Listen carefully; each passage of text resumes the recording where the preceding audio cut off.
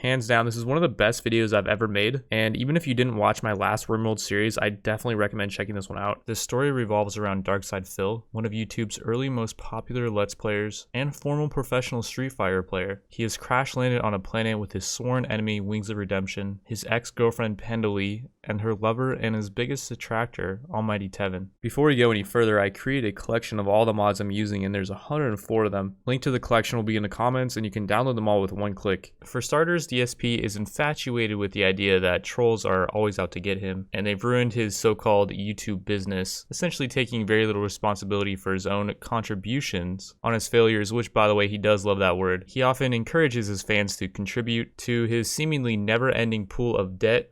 My bank account overdrawn. I get told by my bank your account overdrawn. I knew that there were bills that were clearing, but I didn't know exactly when this was going to affect me. Just last week, he held a fundraiser for $1,800 to pay off an undisclosed bill. He met that goal, and now he's doing another fundraiser for $500. In his prime, DSP was raking in a lot of money, so much so that he ended up buying 2 houses, and to this day, he proclaims that he is still paying off the first house, while he is also trying to pay off his new one, which would explain the reason why he needs so much money. Because of his antics and how he was always blaming the toxic trolls for his problems, I've given him a minor toxic buildup, which can be reversed if DSP does change his ways. Being that he once was very good at fighting games, I gave him the Blade Dancer trait, which does increase his moving, manipulation, and also makes him a bit better in melee. Many would argue that Philip DSP Brunel is fairly greedy, and so he needs a really impressive bedroom. He gets a mood loss if he doesn't get what he wants. He also does this snorting thing every once in a while, which some people do find a little bit weird.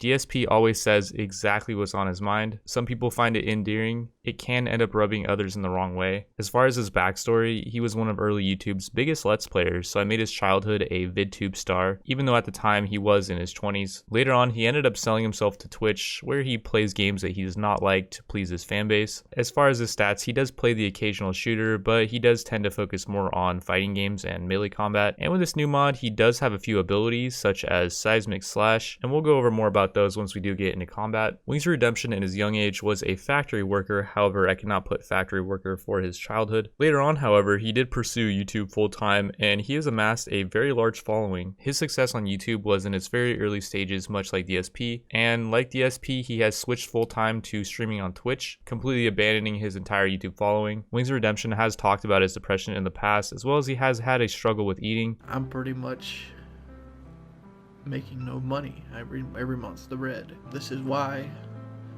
people see me as a sad person. I just can't do it. I can't take this shit no more, man. All I wanted to do was, like, I was fucking lonely. I wanted to just fucking stream and have a good time, maybe have a good game.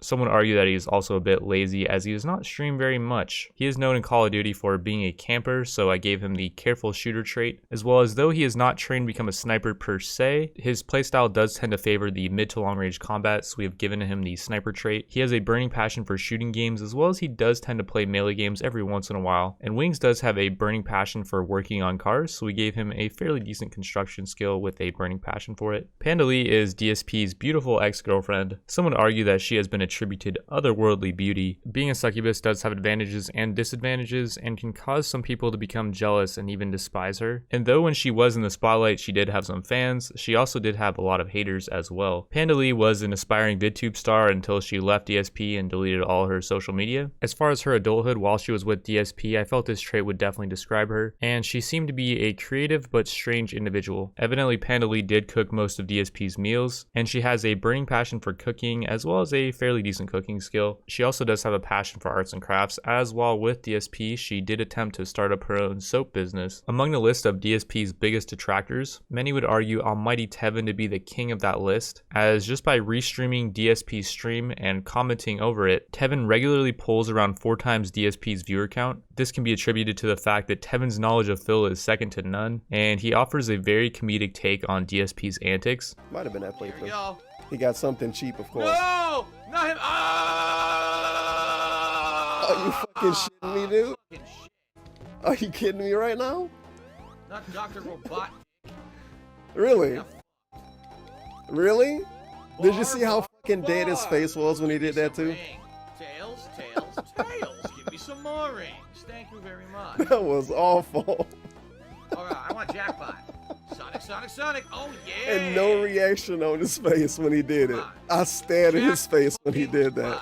And all I saw was his fucking tongue move. His face didn't change at all. Jackpot. I never won anything major gambling, so I deserve a jackpot. Give one to me right now. What the fuck was that for? Now. Is he angry because he didn't get enough donations?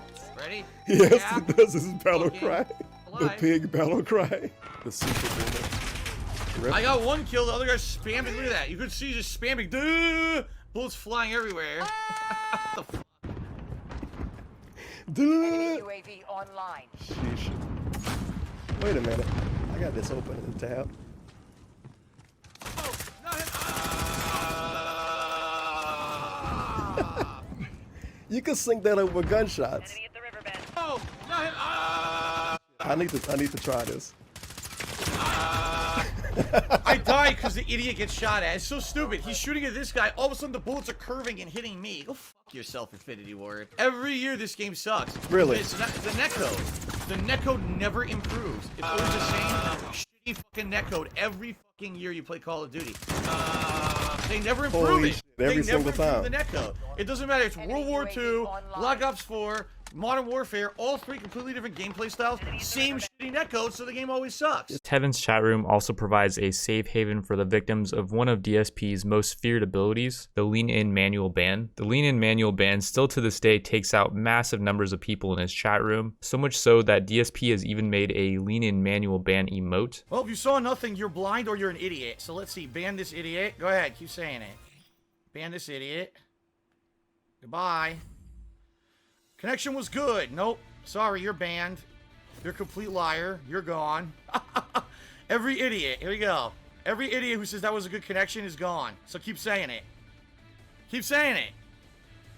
Keep saying it. Every time I press a button, it shows it hitting and it rolls it back. Good connection. You're gone. After observing a lot of DSP's life, Tevin dedicated his YouTube channel to recounting the legend of DSP, and many would say that Tevin is a natural entertainer, able to lighten the mood and lift the spirits of everyone around him despite having no real claim to fame. Being able to pull such a large viewer count while restreaming DSP's stream is no easy task, so we've given him a massive amount of social, and because of his quick wit, we've given him a fair amount of intellectual as well. As far as where we are settled, we are smack dab in the middle of 9 other colonies, the first being this dwarven bandit settlement, which is very hostile. We then have the woodland elves, which are a positive neutral to us, meaning that they will not attack us. To the west, we have 2 of the Kingdom of Ethnor, which is the medieval kingdom, and they start out slightly hostile to us, and they may attack us fairly early on. However, if we do play our cards right, we could eventually flip that over, and we could make them our ally. We then have the Sun's Royal Court, which I don't know what this faction is. I believe it's one of the medieval ones as well. They are slightly positive neutral to us, and so they will not attack us, at least at the start. To the south, we have a colony of what I believe to be one of the base game's tribal factions. They are neutral to us, as well as we do have another neutral faction to the east. To the north, we have 2 colonies of the Confederacy of Duara, both of which, again, I do believe to be the base game's tribal factions. They are slightly hostile to us, so they may attack us fairly early on, and one thing to note is that we are playing on Merciless difficulty, and as the game progresses, I'm not sure if this is only on Merciless difficulty, but our relations with every faction do drop over time, so we're going to try to be very proactive in boosting relations with those around us, because if we're not careful, even these nearby neutral elves could end up turning on us. As many of you know, the AI storyteller creates events like pirate raids, resource drops, or animal attacks. Their choices will affect the story of our colony for better or for worse. I installed a storyteller pack, and today we're going to be playing with Hilgard Epic. She will send more big threats such as raids while causing less incidents. I'm guessing incidents being some of the more annoying things like diseases such as the plague or malaria, or those stupid muscle parasites. Nothing's more annoying than muscle parasites. Towards the north of the map, there appears to be an ancient tomb, as there is a pretty large location that is enclosed by a steel wall. There will probably be mechanoids inside, but there also might be some fat loot. And so first priority is we're going to try to open this up, and we're actually going to base right next to it because there is a bunch of rich soil over here where we can grow crops. First thing we're going to do is we're going to have everyone go over here and start chopping wood, and Wings is a bit faster than everyone due to the fact that he did get a Go Frenzy inspiration right at the start. He's going to move faster for the next 8 days. We're going to have Pandali make Wings a bow, and if we do get him a bow, he's going to going to be able to kite around enemies, mainly animals, and due to the fact that he's so quick, he's going to be able to hunt them. DSP's mood is already terrible, by the way. He's greedy for an impressive bedroom. He's depressive, he's sick, and he's naked. And I feel like he's definitely going to be the first one to have a mental breakdown. Wings is depressive as well, but his only negative aside from that is the fact that he's naked and the environment is unsightly. We can't really fix the environment problem, but we can give him some clothing if we do hunt animals with him. Before we hunt the big game, there is a turkey really close by, and this thing has 54 meat on it, which will be enough to feed everyone one meal. So we're gonna have Wings start hunting this turkey. He is a careful shooter, so he's pretty accurate.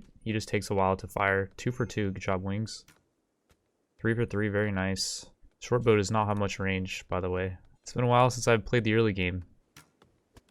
And there we go, we got the turkey. First thing we're going to need to do is skin this turkey, and if we want to get all the meat and the feathers out of it, we're going to have to build a butcher table. So let's just plop that, nowhere in particular, we'll just plop it right here. And Wings is actually going to have to construct that, because he is the builder. It costed a fair bit amount of wood, but since we have 4 people chopping wood, we actually have plenty of wood left over still for our next project, which is going to be, we're going to make a small kitchen right next to this tomb. And the reason being is that I believe this rough granite is actually fairly clean. The butcher table is up and running, by the way, and we're gonna have Panda Lee chop up the turkey while we have Wings go finish up our kitchen. He's gonna plop a roof on that kitchen, as well as we need to put a campfire inside. Wings is gonna build that campfire, and yeah, this room is actually clean because of the granite flooring, which is absolutely great, because if the flooring was like soil, for example, it would make the room dirty, and since we're cooking in a dirty room, it would increase the chance that anyone that eats the food would get food poisoning if they do eat from food that was cooked in a dirty room. All right, we fed Wings up, and now we're gonna have him go hunt some bigger game. All right, so first thing we're gonna have Wings hunt is these muffalo. They have a lot of meat and furs on them, and we'll be able to use that to make clothing and food. Let's try to use this ability headshot. Okay, that missed. What about disabling shot? That's a long windup. Oh, that actually made that thing unconscious? Oh, just for a second, and then it got back up. Let's use anti-armor again. Oh, we don't have the stamina to execute that ability. So I guess there is a stamina bar. And the stamina bar goes up over time. So it's like, kind of like the energy resource in WoW. And let's finish off the muffalo.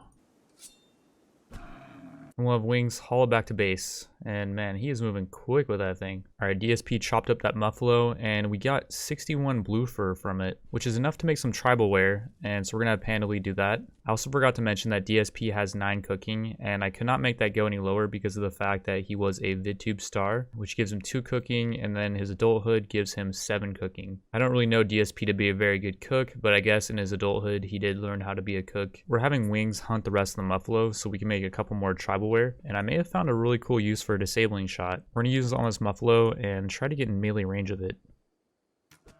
Okay, now it's down, and I think we can finish it off while it's down. Oh, we actually can. Okay, that's OP.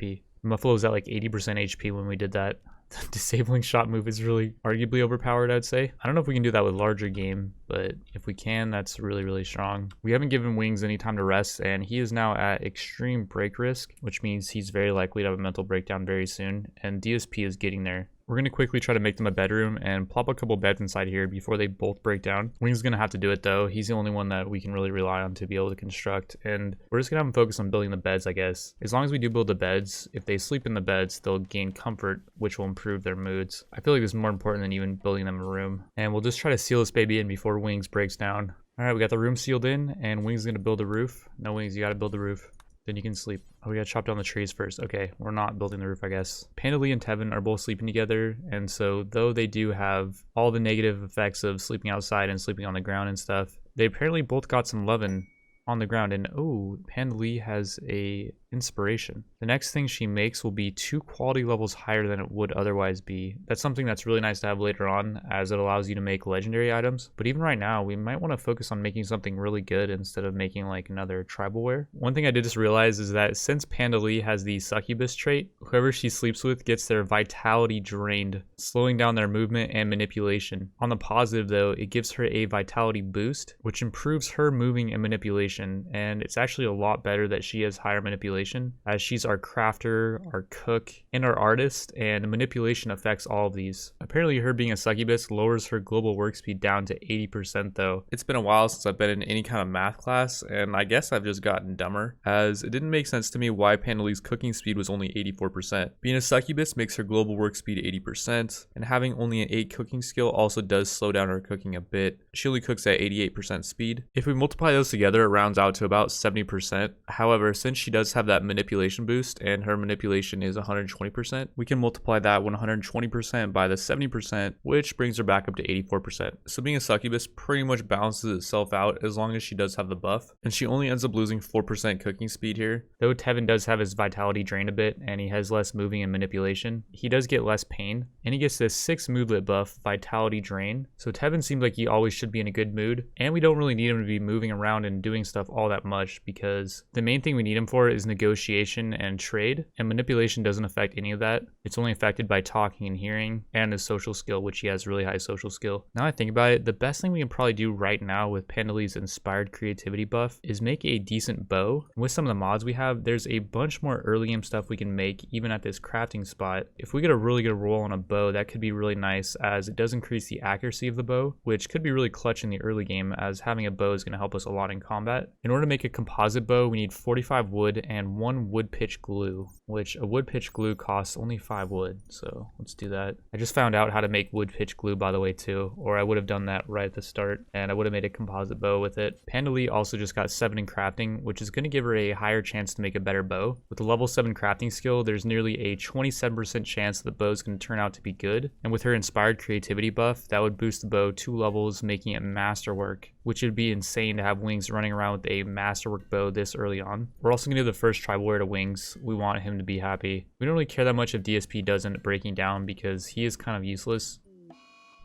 Oh, he's in a daze. He's just wandering around, which is completely fine. He's not all that useful right now anyways. And holy cow, she made a masterwork bow on, it was actually the 4th attempt. I did save load until she got the masterwork bow, as I just could not pass up the opportunity to give Wings of Redemption a masterwork bow really early on. The composite bow is part of a mod, it's not in the base game. And since it's masterwork, it actually has a really good accuracy with still relatively short range, 16 versus the short bow's 15. It has more armor pen and does more damage than the short bow though, and has way more accuracy. I'm assuming a lot of the accuracy has to do with the fact that it's masterwork. Which is another one of our mods, I totally forget which one it is. We have the option to calm down someone that is having a mental breakdown, and it looks like Tevin was actually successful at doing that. The higher social the person that's doing the calming down, the better. And it looks like DSP still does have the catharsis buff, so he did unbottle his feelings, and now he gets a 40 moodlet buff for the next 3 days. Another thing we could do to give DSP a really impressive bedroom is open up this tomb and make that his bedroom, although I don't know if we can take whatever's inside. On second thought though, with Wings' go frenzy, since he's moving so quick, I think he can take him on. And so we're gonna put some faith in Wings, and we're gonna let him deconstruct that wall.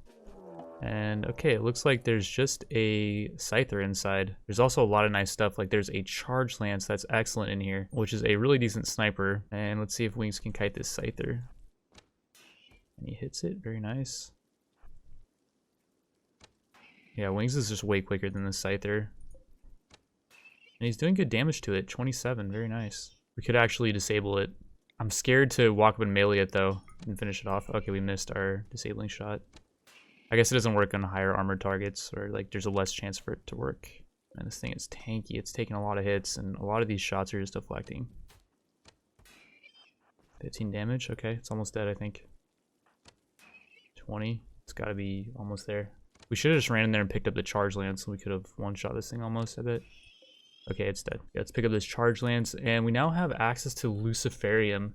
There's 11 of it in here. The other items we picked up are a psychic animal pulsar, which drives all animals in the region into a manhunting rage, and the psychic insanity lance, which overwhelms the target's mind and drives them into a berserk state. They are both only one-time uses though, and they're pretty highly situational, I'd guess. Luciferium isn't very useful for us now, and it sells for quite a lot, so we're gonna sell that as well as the other 2 items. But first I sent out Wings to hunt some mini dinos, and the plan was to get as much leather and meat as we could, so that we would have more stuff to trade and we could possibly get something something really good. The mini dinos ended up not dropping all that much stuff, so we ended up hunting these deer instead. After hunting all the deer and skinning them for their meat and leather, lovers Pandali and Tevin gathered everything up and headed off towards the village of No-Go. Before they could leave, however, Tevin stumbled across a mysterious object that seemingly appeared out of thin air. Tevin is forming caravan and investigating this monolith. I actually have no idea what this thing is. And I don't know why he's not prioritizing actually doing the caravan over investigating this thing. Like, he's fully loaded up and ready to go, and I think Pandali is actually ready to go too. He's already almost done, so we're just gonna let him finish up investigating it. Tevin has begun obsessively writing pages of strange symbols. Tevin has no memory of the writing that is still slightly dampened from the sweat of their labors. It is a ghastly book filled with a strange alien language that is not readily understood. The ominous looking diagrams of ritual sacrifices and spells within the tomb has some colonists unnerved by its occult nature, whereas others have proposed setting up a proper research center to further study the secrets held within. We now have a grimoire of the occult. We can build a research station with this grimoire. Since Tevin's the only one that's really all that intellectual, we're going to build it in Tevin's room, and this room's mainly going to be the research center. I guess this is also considered Pandali's room because they are sleeping together in the same room. Oh, and we're getting raided by a group of bandit dwarves from Dwarven Bandits. They will prepare for a while, then attack. There's only one of them. Okay, phew. Dude's actually pretty good in melee, although he is pyromaniac. Okay, never mind on that. We're just taking this guy out. We got the charge lance though, so yeah, this guy's pretty screwed. Oh man, that one hurt. That was a good chunk of his HP gone with one hit. Shot off his right shoulder. Ouch. Well, apparently he's got a racial bonus. Being a dwarf, he gets more mining speed and more blood filtration. It's harder for him to get injured. And ooh, we got a prisoner actually. He's gonna die in 3 hours though. Is there any way we can bandage him up out here? I don't think so. First, let's strip him so that if he does get killed, his gear won't become tainted. He dropped a steel dwarf walking axe, which DSP might actually want that. It's pretty good in melee, 9.69 DPS, and it's got decent armor pen, 35%. We'll give that to DSP, as well as these devil strand pants and this cloth dwarven tunic. Meanwhile, the caravan did arrive at No-Go, and apparently Tevin has poor health. Apparently being near Pandali for too long is causing him a sanity loss. He moves quicker, he hears better, he has better manipulation, but he can't talk that well, and he has a higher mental break threshold. Wait, maybe that isn't Pandali's fault. Maybe that was from reading that monolith. Either way, our prices are not going to be as good as they would have been, although we still get a negotiator bonus of 22%, so that's not bad. We're going to sell off this stuff, and yeah, we're still getting a ton of money. Back at base, we got Most to a bed, as we can't bandage prisoners out in the field. She's got 0.6 hours, and if we do save her, we don't want her to join us because she's a pyromaniac, but we can sell her off as a slave. So we'll see if DSP can work some magic here. She's got 0.6 hours, and she's bleeding a lot, and he's got 2 medical, which is not a whole lot. 0.3 hours, 10 seconds, 0.4 hours, okay. So he did save her. Let's see if this next 10 will help her out a bit more. 8 seconds, 7, 6, 5 seconds, 4, 3, 2. Oh, he saved her. 1. Wait, she's still gonna die? Oh, she still died. I think she was just bleeding too much. I don't think she had much of a chance. On the bright side, after seeing her die, DSP gets a +8 moodlet. Being that he does have the bloodlust trait because he does love fighting games, No-Go didn't really have any items that we wanted, so we gave them all of our meat and most of our furs in exchange for silver. We then headed over to the Purple Crag and sold them the rest of our goods except for our Luciferium. They would not buy that. They did, however, have a few slaves for sale, and this girl Renata is really good. We currently don't have a planter, and she has a burning passion for planting, as well as we have no one who can tame animals, and she's got a minor passion for it, as well as 7 animals, which is not bad, and she can definitely tame some of the easier to tame ones. She also has 12 in intellectual with a minor passion for it. When she's not planning or taming animals, we can have her do research. The cool thing about her being a researcher is that she has the trait Undergrounder, and so she has no need to experience the outdoors or light. She will never get cooped up or get cabin fever, no matter how long she stays inside. Usually with people that are dedicated to doing only research, they end up not going outside enough, and eventually their mood will drop because of it. But with her, she doesn't have that problem, so she would be the perfect researcher. Little Timothy has a minor passion for mining, which we have no one that can mine right now, and he's also very neurotic, so he mines quicker. He just has mental breakdowns easier. On top of that, he's also a quick sleeper, so he doesn't need to sleep that much, and just like Renata, he's also an undergrounder. He's not bothered by darkness, which is really good. We can probably just have him mining around the clock, he'll only need to sleep for a few hours a night, and when he's done with that, we can just have him go mine again, and he won't get any moodlet debuffs for being outside, mining in the dark. After picking up both these guys, we still have 600 silver left over, as well as all the Luciferium, so we're not completely broke, but we are a little bit low on funds. And with that, Panda Lee, Tevin, Renata, and Timothy are going to head back to Redemption Rock, which is what we named our colony, and we're going to end the video right there. If you guys did like the video and you're liking the RimWorld content, then drop a like. I want to thank you all for watching, and I will see you in the next one.